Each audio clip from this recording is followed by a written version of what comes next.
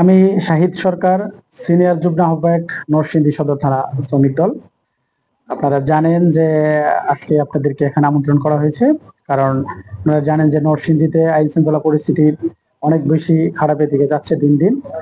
এবং আপনারা জানেন যে আগামী গত বৃহস্পতি আপনার 20 তারিখ আমাদের হাজিপুরে একটা হত্যাকাণ্ড সংঘটিত হয় দিনের বেলা, তুচ্ছ ঘটনাকে কেন্দ্র করে।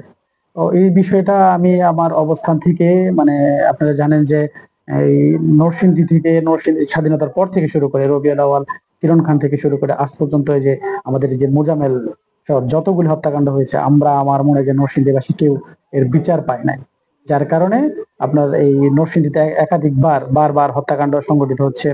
তো আমি আপনাদের মাধ্যমে দেশবাসী এবং আমার নরসিংদী যারা আছে সকলকেই বলতে চাই যে আপনারা যার যার অবস্থান থেকে মানে প্রতিবাদ করা দরকার, আওয়াজ তোলা দরকার। আপনারা জানেন যে প্রতিবাদ এবং আওয়াজ না তুললে এই অপরাধীরা বারবার সংগঠিত হবে এবং একাধিকবার মানুষ হত্যাকাণ্ডের শিকার হবে। এবং আমরা আপনি মানে কেউ কিন্তু নিরাপদ না নরসিংদীতে। আপনারা জানেন যে নরসিংদীকে অনেকেই কিন্তু হত্যাকাণ্ডের রাজধানী হিসেবে আখ্যায়িত দিয়ে থাকে। এটা কিন্তু আমাদের জন্য অনেক বেশি লজ্জাজনক। এবং আমরা আপনার নরসিংদী একবারে ঢাকা শহরের, মানে রাজধানী ঢাকার একবারে পার্শ্ববর্তী একটা শহর, এখানে শিল্প সমৃদ্ধির একটা শহর। এই শহরকে আমরা কলঙ্কিত করতে চাই না। এটা হচ্ছে যে আমরা